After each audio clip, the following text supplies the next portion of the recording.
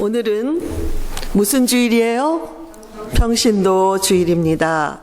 평신도를 영어로 레이티라고 하는데요. 이 말은 백성이라는 뜻을 가진 헬라어의 라오스에서 나왔습니다. 백성. 따라서 목회자나 평신도 모두가 하나님의 백성으로 부르심을 받은 성직자들이라고 할 수 있습니다. 목회자들은 하나님의 소명을 받고 신학 훈련을 받은 전문적인 성직자들이라고 한다면, 평신도들은 직장이나 사업체에서 하나님의 백성으로 살라는 소명을 받은 성직자들입니다. 자, 우리 같이 해보실까요? 나는 성직자입니다. 나는 성직자입니다. 아멘. 실제로 목사들의 생활 반경보다 평신도들의 생활 반경이 훨씬 더 넓고, 때로는 세상에서 하나님의 나라를 위해서 더 많은 일을 실전에서 감당하고 있습니다. 그러므로 목회자들은 평신도들이 세상에 나아가서 하나님의 성직자로서 잘 살 수 있도록 가르치고 훈련해야 할 책임이 있는 것입니다. 비록 1년에 한 번 드리는 평신도 주일이지만 그 의미는 1년 52주를 깨어있는 평신도로서 예배와 봉사에 적극적으로 참여하고 세상에 나아가서 주님의 제자로 살겠다는 헌신을 하는 주일인 것입니다. 여러분, 사도행전에서 예루살렘 교회가 부흥하게 된 이유는 사도들뿐만이 아니라 제자들이 능력을 받았기 때문이었습니다. 예수께서 승천하시기 전에 말씀하시기를 너희에게 성령이 임할 때까지 너희는 이 예루살렘을 떠나지 말라고 말씀하셨습니다. 이 말씀에 따라서 사도들을 포함한 120여 명의 주님의 제자들이 모여서 전심으로 기도했을 때에 오순절에 성령 강림의 역사가 일어났고, 그 결과 사도들뿐만이 아니라 모든 제자들에게 성령의 능력이 임했습니다. 이렇게 시작한 예루살렘 교회였기 때문에 그 안에 능력 있는 평신도들이 많았고, 그로 인해 폭발적으로 부흥할 수가 있었던 것입니다. 결국에는 이 사도들뿐만이 아닌, 사도들만으로는 이 교회 사역을 다 감당할 수 없는 그런 부흥을 했기 때문에 이제 교회는 평신도 직분자들을 세워서 행정과 구제와 봉사의 사역을 담당하도록 했습니다. 이처럼 교회는 전문적인 사역자라고 할 수 있는 그런 사도들이 교회와 성전에서 말씀 가르치는 일과 기도에 전념할 수 있게 하기 위해서 평신도 사역자들을 세웠고, 그들로 공개하는 일을 맡겼다라고 사도행전에 나오고 있습니다. 공개라는 이 헬라어 단어는 디아코네라는 단어가 사용되었는데요. 그 뜻은 먼지 속을 왕래하며 터는 자. 여러분, 먼지를 터는 자가 바로 이 공개하는 일이다, 디아코네라고 말하고, 우리 집사를 뜻하는 디콘이라는 단어가 이 말에서 나왔습니다. 그러므로 우리 교회의 평신도 직분자들은 먼지 터는 자처럼 굳은 일을 마다하지 않고 겸손하게 섬기는 자들이라는 뜻도 있고, 당시에는 이 농경사회였죠. 밭에 나가서 대부분의 사람들이 머무는데, 이 밭에 나가서 함께 섬기다 보면 먼지를 뒤집어 쓸 수밖에 없습니다. 그런 의미에서 평신도 직분자들이 겸손하게 섬겼다는 그런 의미도 있는 것입니다.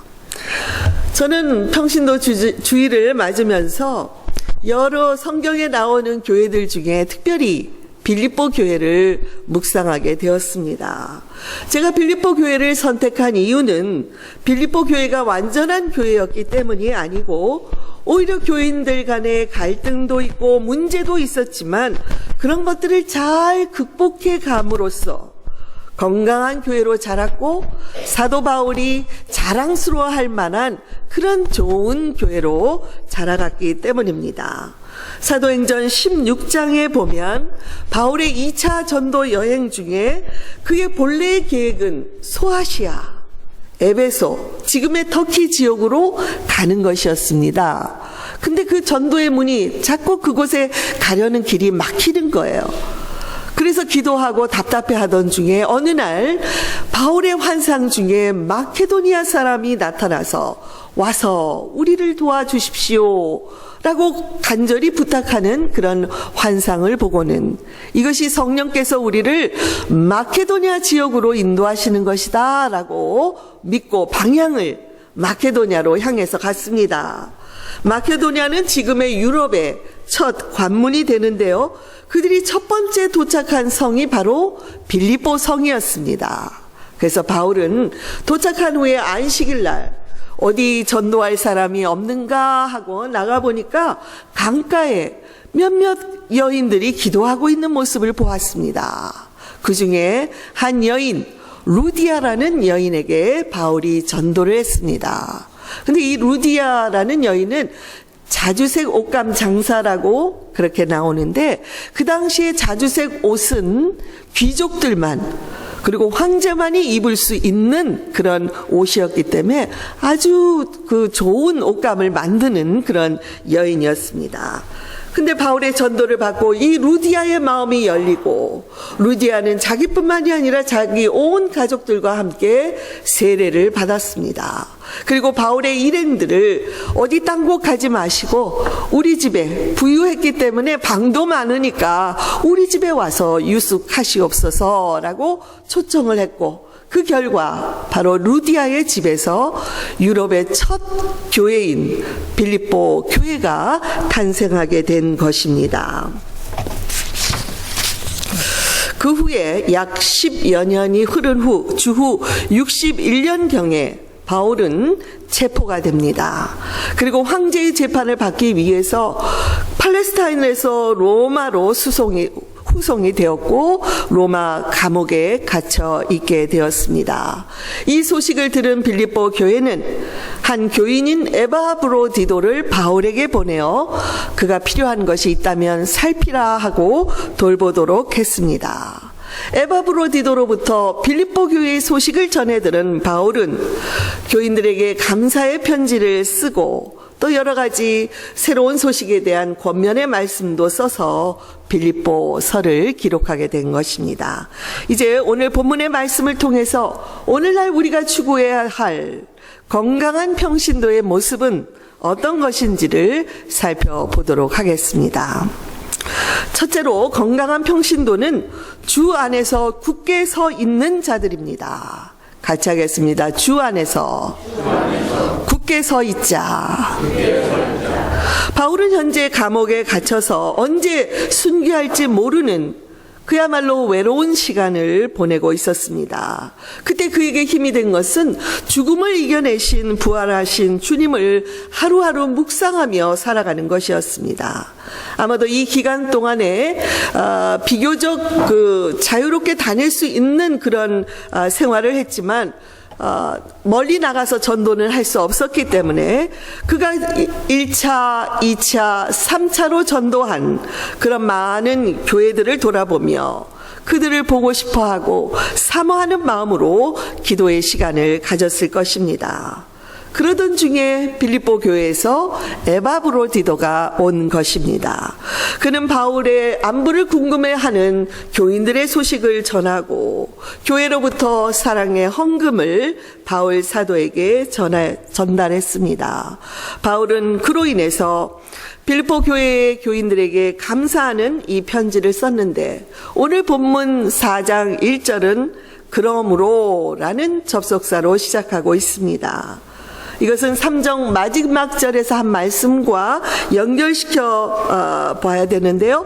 3장 마지막 23장 20절에서 이렇게 말했습니다. 우리의 시민권은 하늘에 있는지라 거기로부터 구원하는 자 곧 주 예수 그리스도를 기다리라니 그는 만물을 자기에게 복종하게 하실 수 있는 자의 역사로 우리의 낮은 몸을 자기 영광의 몸의 형체와 같이 변하게 하시리라. 이 말은 다음과 같이 다시 풀어 쓸 수가 있을 것입니다. 여러분, 우리의 궁극적인 시민권은 하늘나라에 있다는 것을 잊지 말고 살아가시기 바랍니다. 우리가 하늘나라에 도착하는 그날 주님께서 우리도 주님의 그 부활의 몸, 영광스러운 몸으로 변화시켜 주실 것입니다. 그러므로 나의 사랑하고 사모하는 형제들이요, 나의 기쁨이고 나의 면류관인 사랑하는 여러분, 이와 같이 주 안에 굳게 서 있으십시오. 바울이 빌립보 교인들에게 나의 사랑, 나의 자랑, 나의 면류관이라고 부르며 주 안에 서라라고 권면을 하고 있습니다. 서라는 이 헬라어 단어는 스테케테라는 단어로 굳게 선다라는 뜻입니다. 여러분, 주 안에서 굳게 선다라는 이 말은 주님의 진리의 말씀 안에서 굳게 서 있으라는 말입니다.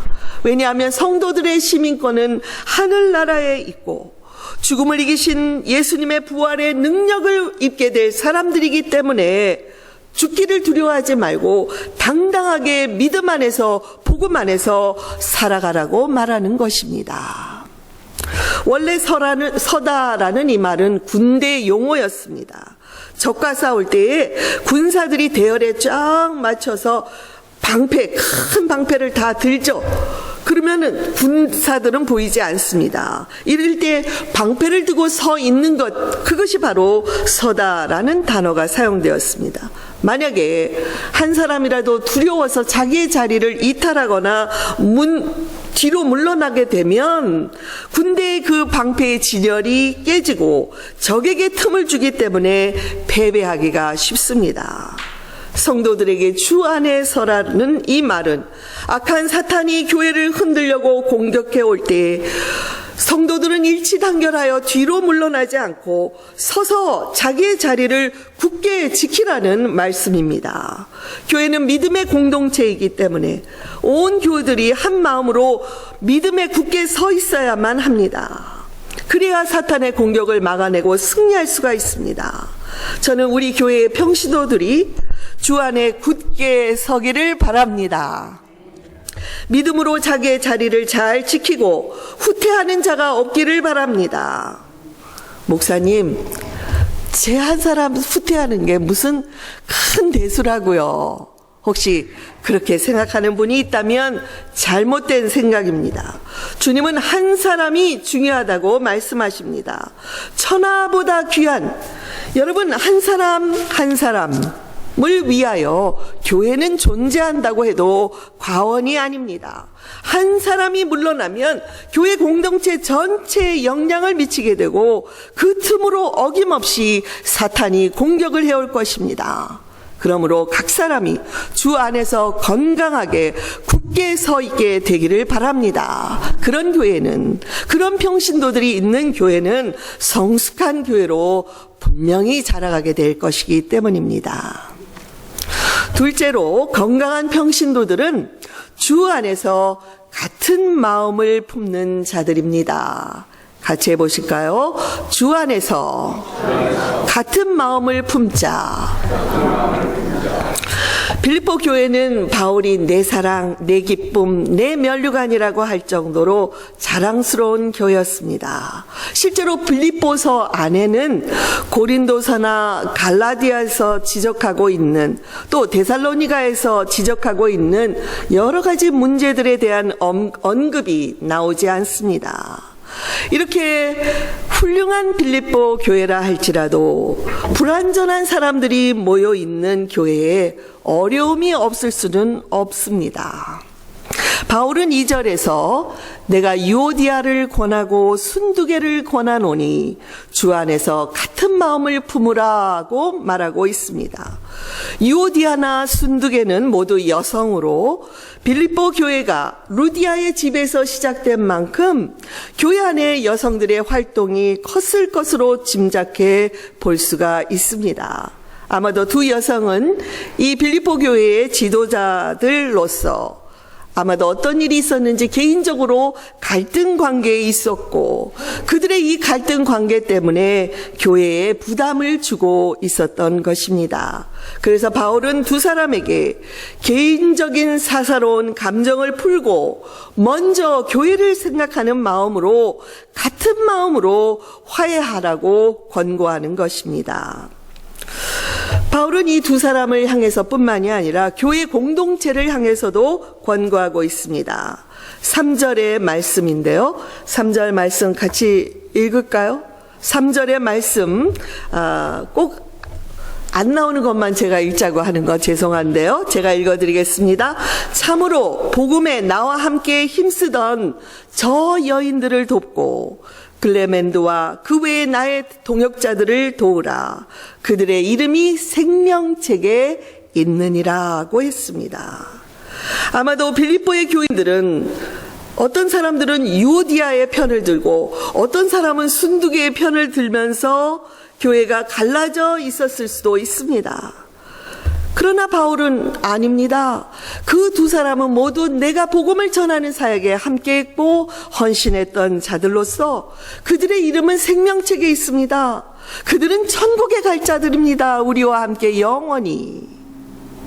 그러므로 교회는 그 사람들을 비난하지 말고 문제가 잘 해결되도록 도와야 한다고 말씀하고 있습니다. 여러분, 어떤 분들은 나는 누구누구 보기 싫어서 교회에 나오지 않겠어, 그렇게 생각하고 교회를 옮기는 분들도 있다고 제가 들은 적이 있습니다. 우리 성마가 교회를 얘기하는 것은 절대로 아닙니다. 그러나 여러분, 어느 교회를 가든 내가 보기 싫은 사람은 또 만나게 되어 있습니다. 왜냐하면 우리는 보통 사람들이 아니고 이 세상뿐 아니라 천국에까지도 갈 사람들인데 내가 보기 싫은 사람이 있다고 교회를 떠나고 옮기게 된다면 여러분 어떻게 되겠습니까? 천국까지 만날 사람 여기서 자주 많이 만나야지요. 그렇다고 천국에 가지 않겠습니까? 보기 싫어서?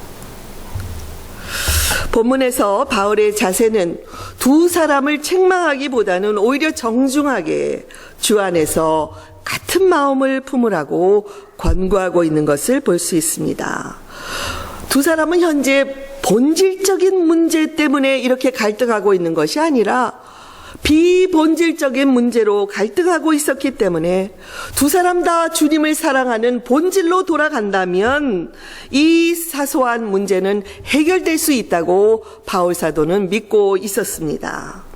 여러분, 교회에서 일어나고 있는 대부분의 문제는 본질적인 것이라기보다는 매우 사소한 이유로 갈등하고 싸우게 되는 것을 볼 수가 있습니다.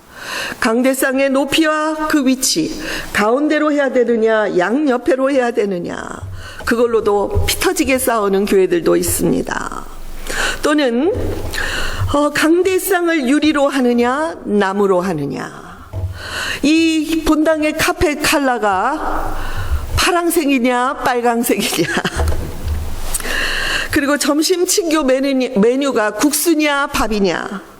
여러분, 이러한 사소한 것들 때문에 갈등이 시작되고 결국에는 교회에 큰 소용돌이를 일으키는 경우들이 얼마나 많이 있습니까? 그래서 바울은 이런 비본질적인 문제들은 주 안에서 한 마음을 품으면 해결될 수 있다고 말하는 것입니다. 그는 이미 2장 5절에서 이렇게 말했습니다. 같이 읽어볼까요? 너희 안에 이 마음을 품으라. 곧 그리스도 예수의 마음이니 그는 근본 하나님의 본체시나 하나님과 동등됨을 취할 것으로 여기지 아니하시고 오히려 자기를 비워 종의 형체를 가지사 사람들과 같이 되셨고 사람의 모양으로 나타나사 자기를 낮추시고 죽기까지 복종하셨으니 곧 십자가에 죽으심이라. 유오디아나 순두개나 그리스도의 마음을 품고 자기를 낮추고 겸손히 종의 자세를 가진다면 자기 주장보다는 상대방의 의견을 경청하게 되고 상대방의 입장에서 생각해 보면 아하, 그럴 수도 있구나라고 이해할 수 있는 것입니다. 교우 여러분, 우리가 교회 생활을 하다 보면 나와 다른 의견을 가진 사람을 만날 수가 있습니다. 그때마다 주 안에서 같은 마음을 품으라고 하신 바울 사도의 권면을 기억하시기 바랍니다. 한마디로 주 안에서 하나가 되라는 것입니다. 아멘. 주님이 죽기까지 자기를 낮추신 것처럼 우리가 겸손해준다면 아무리 서로 다른 개성의 사람들이 모였어도 주 안에서 하나가 될 수 있습니다. 같은 시대의 영적인 대부흥을 이끌었던 미국의 조나단 에드워즈와 영국의 존 웨슬리는 구원과 인간의 자유의지 그 교리 문제에 있어서 서로 의견을 달리했습니다. 그러나 그들은 서로를 존중했고 사랑했으며 친한 친구 관계를 유지하고 서로를 높여 주었습니다. 두 사람의 교리는 달랐지만 그보다 더 소중한 주님을 사랑하는 같은 마음을 품었기 때문에 서로를 존중할 수 있었던 것입니다. 4세기에 히포에 죽였던 어거스틴은 말하기를 본질적인 것에는 일치를, 비본질적인 것에는 자유를, 모든 것에는 사랑을 이라고 말했습니다.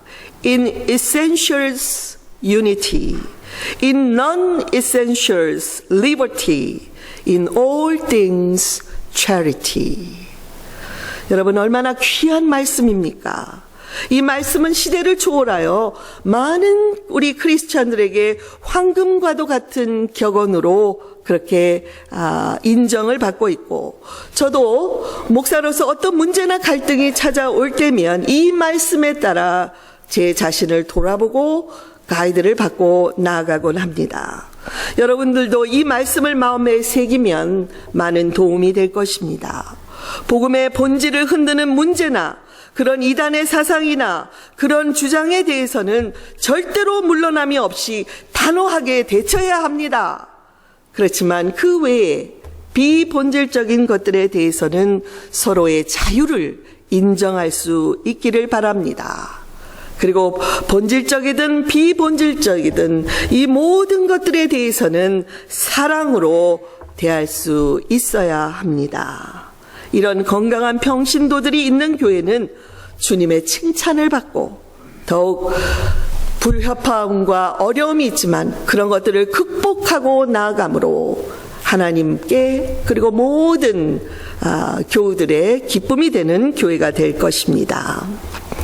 셋째로, 건강한 평신도들은 주 안에서 항상 기뻐하는 자들입니다. 같이 해볼까요? 주 안에서 항상 기뻐하십시오.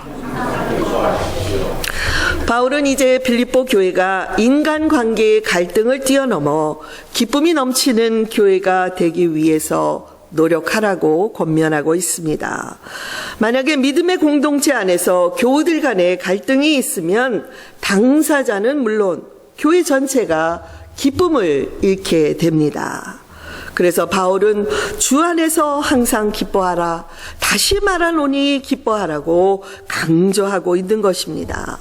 교회 공동체 안에 기쁨이 있을 때 정말 이 기쁨의 공동체 안에 나오는 사람들이 그 기쁨에 같이 동요되고 포용하게 되고 전도가 자연적으로 이루어지지만 교회 성도들에게서 기쁨이 잃어버려져 있다면 어떻게 그곳에서 전도가 이루어질 수 있겠습니까?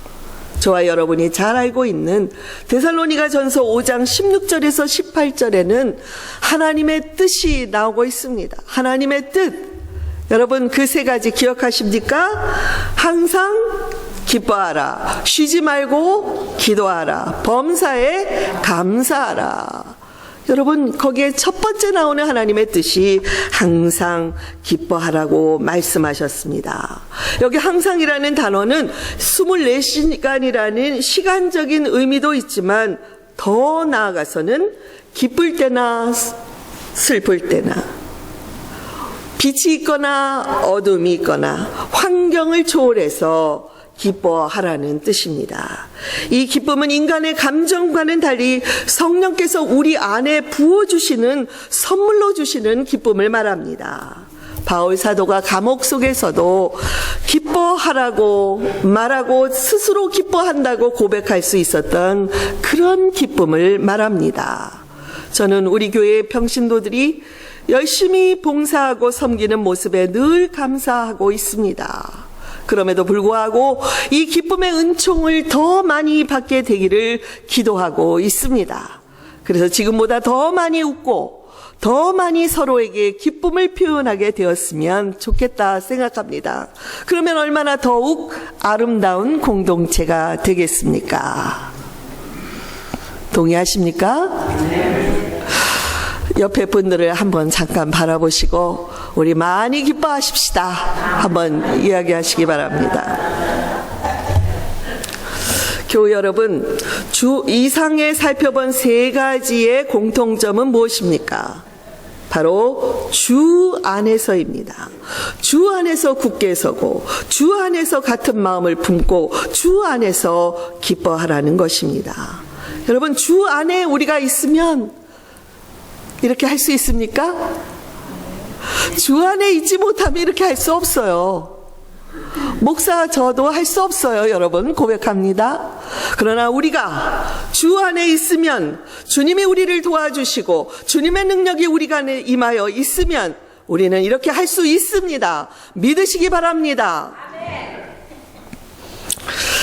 사랑하는 교우 여러분, 종교개혁 이후에 시작된 개신교는 이 예배의 시간에 천주교의 의식을 대부분 다 제거했기 때문에 어떤 의식은 다 사라지고 말씀에 가장 큰 비중을 두게 되었습니다. 우리 교회의 이 강대상도 높지요? 그죠? 그래서 때로는 이렇게 높은 곳에서 여러분 바라보는 게 송구스럽습니다, 저는. 그러나 역사적인 교회들을 다 방문해 보십시오. 강대상이 우리 교회는 비교되지 않게 천정에 다 있을 정도입니다. 우리 웨슬리 신학교회 채플에 가보십시오. 천정에 거의 다 있습니다. 상징적이긴 하지만 그만큼 설교가 차지하는 비중이 커지면서 목사의 권위도 커졌습니다. 그러면서 시간이 가면서 평신도들이 해야 할 봉사와 여러 사역까지도 목사가 떠맡게 되었고, 그로 인해 목사들이 말씀과 기도에 전념하기 위해서 평신도 사역자들을 세웠던 본래의 의도가 변질되기 시작했습니다. 여러분, 교회의 본질은 복음 전파에 있고 이를 위해서 사도들은 말씀과 기도에 전념하고 평신도들은 봉사와 구제의 사역을 담당했던 것을 기억하시기 바랍니다. 종교개혁이 성직자의 손에만 있던 성경을 평신도에게 다시 돌려주었다면, 그래서 그들이 스스로 성경을 읽고 연구하게 되어 은혜를 경험하게 되었다면, 이제는 목회자들에게 맡기고 마치 관람석에 앉아 구경하듯 신앙생활을 하고 있는 평신도들에게 본래의 그 역할을 되돌려 주어야 한다고 생각합니다. 성마가의 평신도 여러분, 그러므로 열심히 기도하고 열심히 봉사하고 열심히 주를 위해 살아가시기를 바랍니다. 평신도가 살아야 교회가 산다라고 외치며 윌로우 크릭 철치를 개척한 빌 하이벨스 목사는 과감한 평신도 사역 개발을 통해서 북미에서 가장 큰 교회로 윌로우 크릭 철치를 성장시켰습니다. 그의 저서인 섬김의 혁명이라는 책을 통해서 하이벨스 목사는 첫째도, 둘째도, 셋째도 평신도들이 기쁘게 봉사할 수 있는 교회가 되기 위하여 모든 사역의 방향을 평신도 사역에 두라고 강조하고 있습니다.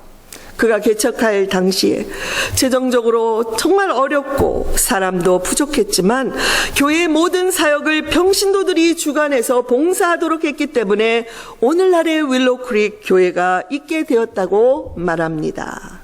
한때는 교우들이 너무 지쳐서 목사님 저희들 할 수 없어요.